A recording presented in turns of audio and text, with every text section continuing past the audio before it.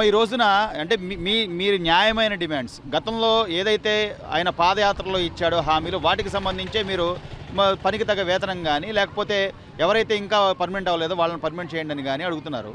ఈరోజు ప్రభుత్వం ఇంత బెదిరింపు ధోరణిగా లేకపోతే వాలంటీర్లను తీసుకెళ్ళి మీరు వేసిన తాళాలు పగలగొట్టి మళ్ళీ కొత్త తాళాలు వేయండి అని చెప్తున్నారే తప్ప ఎందుకు మీరు చేసిన కరోనా టైంలో మీరు కష్టపడ్డారు, లేకపోతే ఎన్నో విపత్కర పరిస్థితుల్లో కూడా మీరు మీ ఉద్యోగాలు మీరు చేశారు, గర్భిణీ స్త్రీలని చిన్నపిల్లలని వీళ్ళందరినీ చూసుకోవడం. మరి మీరు ఏం చెప్పదలుచుకున్నారు, ప్రభుత్వానికి ఏం డిమాండ్ చేయదలుచుకున్నారు? నమస్తే సార్. జగనన్న గారు పాదయాత్రలో పక్క రాష్ట్రం కన్నా ఒక 1000 రూపాయలు ఎక్స్ట్రా ఇస్తానన్నారు. అది అది ఇవ్వమని అడుగుతున్నాం.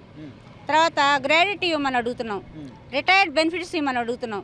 మేము న్యాయబద్ధంగానే అడుగుతున్నాం. మా కుటుంబాలకు అంటే నిన్నటి వరకు పిల్లలకు సేవ చేసాం. మా బ్రతుకు తెరువు కోసం మాకు ఏదైనా చేయాలి కదా. మా పిల్లల్ని మేము బతికించుకోవాలంటే మాకు 11,500తో సరిపోదు. అంతకుముందు గత ప్రభుత్వం టీడీపీ ప్రభుత్వం 7,500 ఇచ్చి 10,500 ఇచ్చింది, ఎల్లబోయేదాకా ఇచ్చింది. తర్వాత జగనన్న గారు వచ్చిన తర్వాత 1000 రూపాయలే పెంచారు. కానీ పేపర్ స్టేట్మెంట్ ఏమైనా ఇస్తున్నారు, 7,000 నుంచి 11,500 మేమే ఇస్తున్నామని చెప్పారు. అది రాంగ్ కదా, అదొకటి. ఇప్పుడు మేము మా ఇబ్బందుల కోసం మేము బడి మూసి రోడ్డు ఎక్కాం. కరోనా టైంలో పిల్లలకు సేవ చేసాము. పిల్లల్ని తల్లిని ఇంట్లో ఫ్యామిలీని వదిలిపెట్టుకొని మేము వచ్చి సేవలు చేసాం. కానీ ఆ టైంలో కూడా మేము బడి ఎందుకు ముయ్యకుండా ఉన్నాం, పిల్లల కోసమే ఉన్నాం కదా. కానీ ఈ రోజు మేము రోడ్డు మీదకి ఎందుకు వచ్చాము, మా బతుకు తెరువు మాకు సరిపోవట్లేదు. ఇప్పుడు కందిపప్పు 200 కేజీ, మరి బియ్యం 100 రూపాయలు అమ్ముతున్నాయి కేజీ. మేము బ్రతకాలంటే మా పిల్లల్ని బ్రతికించుకొని చదివించుకోవాలంటే మాకు డబ్బులు సరిపోవట్లే. 10,000 గడిచిన 4.5 ఏళ్లలో అనేక రకాల ఖర్చులు పెరిగినాయి. ఈ ప్రభుత్వం పెంచిన కరెంటు బిల్లులు కానీ, బస్ ఛార్జీలు కానీ, నిత్యావసరాలు కానీ అన్నీ పెరిగిపోయినాయి. మరి దాంతోపాటు మీ వేతనాలు కూడా పెరగాలి, మీ కుటుంబాలు కూడా పెరిగాయి కదా. మా కుటుంబం పెరిగిందా, మాకు శ్రమకు తగ్గ ఫలితాన్ని ఇవ్వమని అడుగుతున్నాం. మాకు శ్రమకు తగ్గ ఫలితాన్ని ఇవ్వమని అడుగుతున్నాం. ఎక్కడికక్కడ బెదిరింపులు, మీరు వస్తారా ఉద్యోగాల నుంచి తీసేయమంటారా, వాలంటీర్లు చూసుకుంటారులే అంటే వాలంటీర్ అనేది ప్రత్యేకంగా వాళ్ళకి కొన్ని విధులు పెట్టారు. ఈ రోజున మీ అంగన్వాడీ పనులు కూడా వాళ్ళే చేయండి అంటే ఇంకా ఈ ప్రభుత్వం ఇలాంటి ప్రభుత్వం ఎప్పుడూ చూడలే. మాకు ఇన్ని 50 ఏళ్ళు వచ్చినాయి. కానీ మేము మేము 22 సంవత్సరాల నుంచి సర్వీస్ చేస్తున్నాం. కానీ ఇంత దౌర్భాగ్యంగా మేము ఎప్పుడు ఇబ్బందులు పడలేదు. బదిలించి ఓట్లేసామంటే ఒకసారి చూడమన్నారు కదా, ఒకసారి చూడమన్నారు. పక్క రాష్ట్రం కన్నా 1000 రూపాయలు పెంచుతామన్నారు కదా, అందుకోసం అని వేసాం. దీనితో వాళ్ళనే ఏ మీటింగ్ జరిగినా, ఏ సచివాలయం స్టాఫ్ మీటింగ్ జరిగినా మేము గర్భిణీ స్త్రీని బాలంతని జనాన్ని పోగేసుకెళ్లాల్సింది మేమే. మీటింగుల దగ్గరికి దానికి పనికొస్తున్నాం. రోడ్డు మీద దాటికి మన్నిటి పనికొస్తున్నాం. సంక్షేమ పథకాలను పెట్టారు, ఒక్క పథకం మాకు పనికి రావట్లా. మమ్మల్ని గవర్నమెంట్ ఉద్యోగస్తులు అనేమో ఆన్లైన్లో వస్తుంది, తీరా చూస్తేనే దేనికి మేము పనికి రావట్లా. కనీసం పెన్షన్ కూడా పనికి రావట్లా. ఒంటరి మహిళ పెన్షన్ అన్నారు, దానికి కూడా మేము పనికి రావట్లా. పిల్లలకు అమ్మఒడి లేదు, అదేమంటే రేషన్ కార్డు తీసేస్తామంటున్నారు. ఇన్ని కరెంటు బిల్లు కట్టుకోవాలి నెలకి. ఇళ్ల స్థలాలు ఇచ్చారు, అంగన్వాడీ వాళ్ళకి స్థలాలు లేవు, ఇళ్ళు లేవు, ఇచ్చినట్టు ఇచ్చారు. అసలు మేము ఈ 4.5 సంవత్సరాల్లో అంగన్వాడీ టీచర్లుగా జగన్ ప్రభుత్వంలో ₹1 మేము తిన్నది లేదు. మేము చేస్తున్నాం. 11,500 గత ప్రభుత్వం ఉన్నప్పుడే 10,500 రూపాయలు చేశారు. తర్వాత వీళ్ళు వచ్చిన తర్వాత 1000 రూపాయలు పెంచి 11,000 పెంచారు. అవును, మొత్తం మేమే పెంచాము. లేదండి, లేదు, అది అబద్ధం. మాకు ఇవ్వాల్సిన బిల్లులేనండి. కాన్వెంట్స్ బిల్లులు కూడా 6 నెలలకు ఒకసారి వేయటం, ఇంటెద్దులు సంవత్సరానికి ఒకసారి కట్టడం, గ్యాస్ బిల్లులు వేయట్లా, ఏమి వేయట్లేదండి. దానికోసం మేము మళ్ళీ మా సొంత ఈ శాలరీలోని, ఈ 10,000 రూపాయల శాలరీలోని 5,000 దాట్లకే పెట్టుకోవాల్సి వస్తుంది. అందుకు అదే కదా, మేము అందుకే కదండి ఇప్పుడు బజార్ ఎక్కింది. మరి వాలంటీర్లు చేసుకుంటారులే, మీరు వస్తారా రాలా, లేదా మిమ్మల్ని తీసేయమంటారా? అదే మరి ఇంత కర్కశంగా మేము ఏ సీఎం గారిని చూడలేదండి. మాకు 22 సంవత్సరాల సర్వీస్ ఉంది. ఇంత కర్కశంగా మేము ఎవరిని చూడలేదు, ఏ సీఎం ని చూడలేదు. ఒక్కసారి చూడండి, ఒక్కసారి అవకాశం ఇవ్వమన్నారు కాబట్టి ఇచ్చామండి. అది అంతవరకు.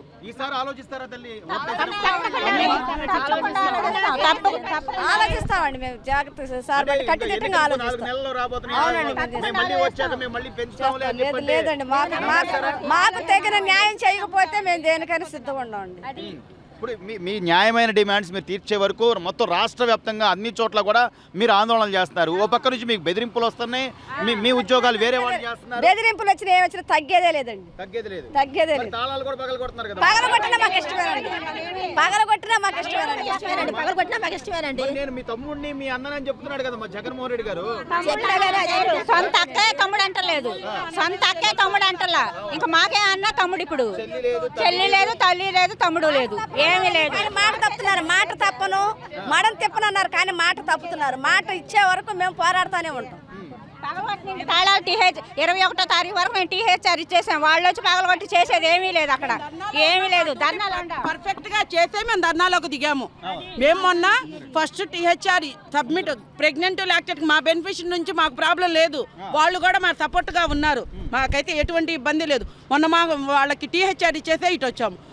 ఓన్లీ ప్రీ స్కూల్ ఫుడ్ మాత్రమే అక్కడ ఉంది, ఇంకా ఏం లేదు. పగలు కొట్టుకుంటే పగల తుఫాన్ అప్పుడు కూడా అందరికి రోజులు ప్రతి ఒక్కళ్ళకి సెలవులు, మాకు లేదండి. మా బిల్డింగ్లు ఎలా ఉన్నాయి అంటే స్కూల్ బిల్డింగ్ వాళ్ళకి ఇబ్బంది లేదు, కరెంటు బిల్లు లేదు.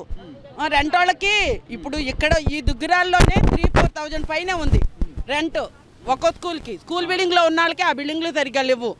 అయ్యేమో మళ్ళీ మమ్మల్ని రూమ్ మార్చి వేరే చోట ఖాళీ చేసి వేరే అద్దెలకి రెంట్కి తీసుకోమంటున్నారు. Current bill ఎవరిస్తారండి?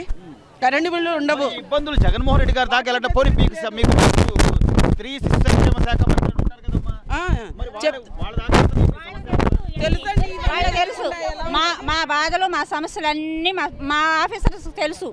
మరి అక్కడ దాకా వెళ్తున్నాయో లేదనేది మాకెలా తెలుస్తుందండి? మా పెద్ద చూస్తున్నారు కదా. మా పడే బాధలన్నీ అందరికి తెలుసు. మరి తెలియకపోతే తాళాలు పగలగొట్టడానికి ఎలా పంపిస్తారండి? తెలిసే కదా, వాళ్ళు అన్ని కావాలనే కదా చేస్తుంది. మొన్న తుఫానుకు కూడా అందరికీ సెలవులు ఇచ్చారు కానీ మాకు సెలవులు ఇవ్వలేదు, పిల్లలకి సెలవులు ఇవ్వలేదు. మేమంతా స్కూల్లో ఫుడ్ పెట్టి వాళ్ళకి ఫోటోలు కూడా ఎనీ టైం పంపిస్తానే ఉన్నాం. ఆఫీస్కి పంపిస్తాము, ఇటు గవర్నమెంట్ వాళ్ళకి పంపిస్తున్నాము. మరి వాళ్ళకి ఇన్ని తెలుసు కదా, మరి ఈ రోజు మేము ధర్నా చేసే విషయం తెలుసు. మరి వాళ్ళు తిరిగి ఇలా తాళాలు పగలు కొట్టించడం విషయం వాళ్ళు కావాలనే కదా చేస్తుంది. మరి ఉద్యోగాల్లో తీసేస్తామని బెదిరిస్తున్నారు. వాళ్ళు ఎన్ని బెదిరించినా సరే మేమైతే తగ్గవండి, మేము ధర్నా చేస్తాం. మా డిమాండ్స్ అన్ని వాళ్ళు తీర్చే కదమ్మా. మీ డిమాండ్స్ అన్ని నేను పరిష్కరిస్తాను, మీకు జీతం పెంచిస్తాను, పక్క తెలంగాణతో పాటు ఇంకొక 1000 రూపాయలు ఎక్స్ట్రా ఇస్తాను. మేము అదే అడుగుతామండి. 18,000 ఇస్తున్నారండి వాళ్ళకి, ఇప్పుడు గవర్నమెంట్ 18,000 ఇస్తున్నారు. మాకు వాళ్ళకంటే 1000 రూపాయలు ఎక్స్ట్రా ఇవ్వాలి కదా, మేము అదే కదా అడుగుతుంది. హైకోర్టు ఇచ్చిన తీర్పు ప్రకారం గ్రాడ్యుయేషన్ అన్ని ఇవ్వమన్నారు, మాకు అవి అమలు చేయట్లేదు. సుప్రీంకోర్టు లెక్క చేయమంటున్నారు, కోర్టు తీర్పు లెక్క చేయట్లేదు, మేము అడిగే డిమాండ్స్ తీర్చట్లేదు.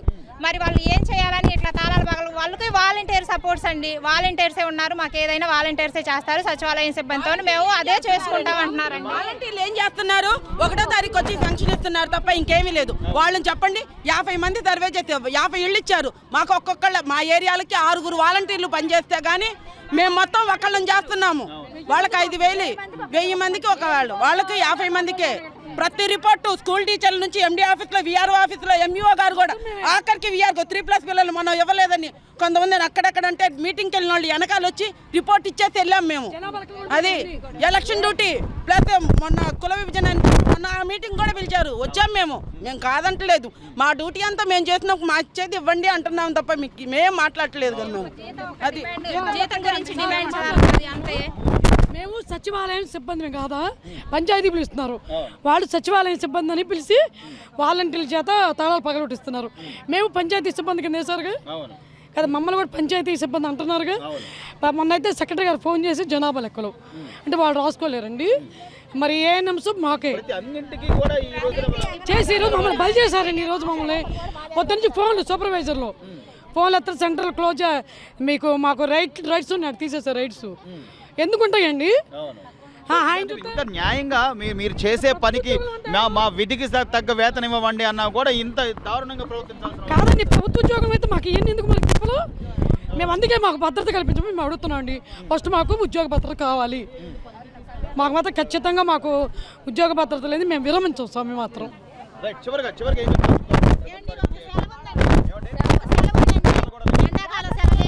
ఒక్క పూట ఆదివారం సెలవు వస్తే పని చేసుకుందాం అంటే ఆ రోజు గుడ్లు, పాలు, వైఎస్ఆర్ కిట్ తిట్లు వస్తాయి. రేత్రి 7 మేము దించుకుంటున్నాం. ఏమోలే మనం చేస్తున్నాం ఊళ్ళో ఉండని. మరి ఇంకెన్నాళ్ళు చేస్తామండి? మాకు కొన్ని బాధ్యతలు ఉంటాయి ఇంటికాడ. రేత్రి 12 వర్క్ చేయాల్సిందే. ఫోన్ పక్కన పెట్టుకొని అన్నం తినాలండి.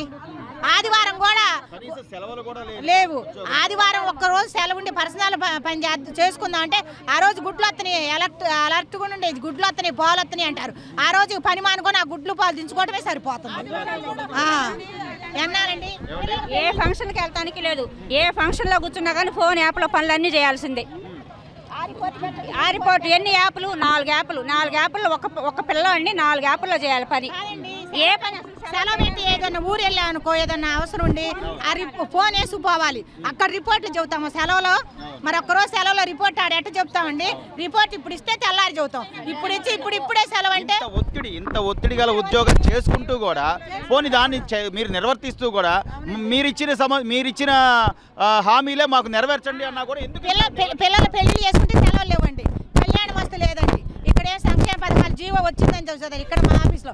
అక్కడికి వెళ్తేనేమో అసలు నెట్టే ఓపెన్ కాదండి మాది. ఆధార్ నెంబర్ కొడితే ఇంకా మాకేం ఉపయోగం? సెలవు లేకుండా 360 రోజులు 24 గంటలు ఎవరు వర్క్ చేస్తారండి? అర్థం కావట్లేదు అసలు మాకు న్యాయం ఎలా జరిగిద్దండి? ముఖ్యమంత్రి గారు అట్లా చేస్తే మమ్మల్ని పై అధికారులు మండు టెండలోనైనా వడగాల్లోనైనా పిల్లలు తీసుకొచ్చి అన్నం పెట్టాల్సింది. మే నెలలోనైనా సెలవు అంటూ లేదండి. టీహెచ్ఆర్ కూడా ఇవ్వాలండి. ఆ వారం రోజు మాకు టీహెచ్ఆర్ టైమే సరిపోతుందండి. మరి ఇంకా మాకు సెలవులు చేయండి. 20 రోజులు సెలవులు. ప్రతి గృహిణి మహిళ ఆ సమస్యలు మాకు చెప్పుకుంటూ వచ్చి ప్రతి మహిళకి మేమే తెరవాలి. ప్రతి ఒక్కళ్ళకి ఏదైనా అనారోగ్యం అయితే షంటికి పిల్లాడు